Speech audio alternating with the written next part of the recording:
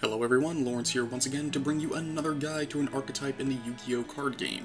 This time we'll be talking about the Live Twins and Evil Twins. For ease of use, if I'm just generically talking about them, I'll simply refer to the archetype as Twins. Now, the Twins are a very recently released archetype, coming out less than a year ago as the writing of this video. So bear in mind the information in this video may quickly become outdated depending on whether or not they get further support in the future. Now, it might be wrong to say what a Twins deck does, and be more correct to say what the engine does. For the uninitiated, an engine is a small set of cards you can add to your deck that can reliably get you to certain plays.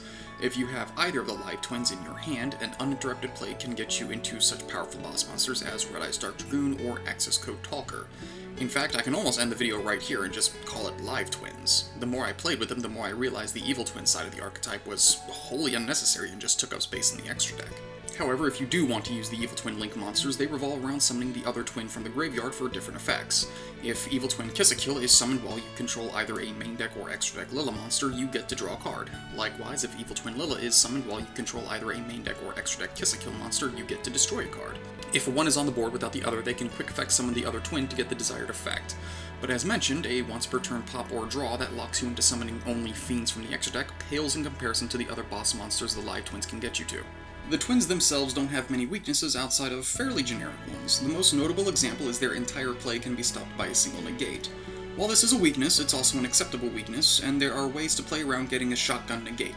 Their other weakness is making the longer plays with Evil Twins locks the player into only being able to summon fiends from the extra deck. There aren't many strong generic fiends in the extra deck they can make on their own, with the only two notable examples being Unchained Abomination and Underworld Goddess of the Closed World.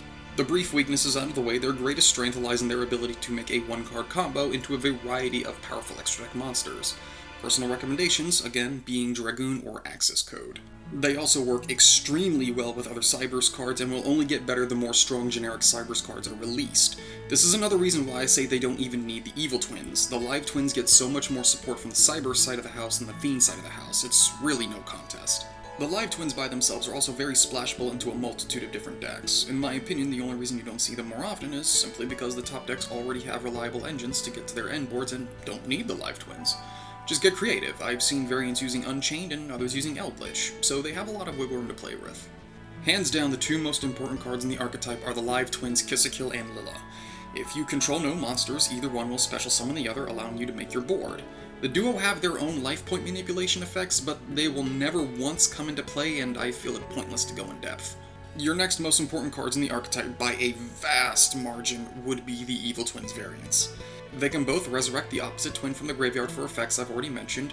Unfortunately, in doing so, you lock yourself into only being able to summon fiends from the extra deck. The most consistent monster you'll summon at this point is Unchained Abomination, and if you're lucky, a Baguska.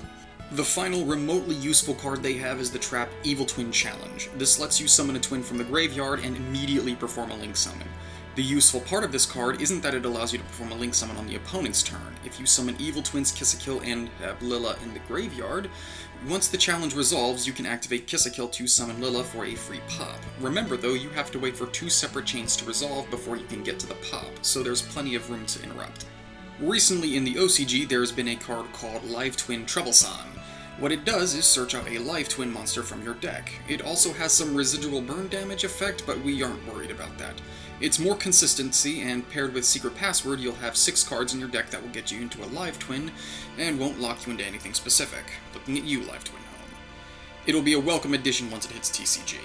There sadly aren't many other twin cards you would want to run, but that's okay because the duo team up well with a plethora of others, mainly other generically good Cyberse cards. Cards like Backup Secretary, Cyberse Converter, and Boot Staggered work extremely well with the twins. My personal preference is Secretary, but go with what you prefer. There's really no wrong answer in the Cyberse monster pool. Parallel Exceed also works amazingly well and can help the twins proceed into an Access Code Talker OTK turn 2. Exceed can also be used to go into a turn 1 Baguska the Terribly Tired Tapir if you find yourself needing it, as it and the extra one it summons both become level 4. Salamangrate Almirage is a great extra deck monster to salvage a negated twin summon, though to be fair, this is only a comeback if you have a Parallel Exceed in hand to combo off with. Almirage and Exceed will still get you into an Access Code Talker OTK turn 2. I've said it before and I'll say it again, Red Eyes Dark Dragoon and Access Code Talker are probably the archetype's two best friends as far as boss monsters go. A live twin with a parallel exceed in hand can set up the Access Code Talker OTK by going into Splash Mage, then Update Jammer, then Transcode Talker. It's super easy, but it's a long combo, so it's vulnerable. Be careful. And if you end up going first, well, turn 1 Dragoon is great to end on. All that said, how do you actually play them? Summon a twin and make either Access Code or Dragoon. That's about it. If your initial summon gets negated by Ash, you go into Almirage. If you have Parallel Exceed, you have full combo. If you have just a one-time use special summon like Backup Secretary or Cyberse Converter, well, you don't have the OTK, but you can still make Access Code and clear the board, and if your initial summon gets negated and destroyed, you're pretty much out of options. It's a very simple engine, but that's the thing about simple plays in Yu-Gi-Oh! Simple to play, simple to break.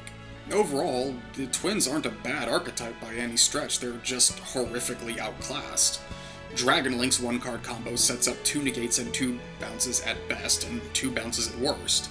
Bird Up combo sets up a Floodgate, a bounce, and 4 negates from Appaloosa. A single Dragoon seems kinda lame in comparison. I think once the game slows down and we don't have such insane turn 1 boards running around, the twins will find a lot more use. But that's all I have for today. Now go out there and treat each other like you'll have some sense.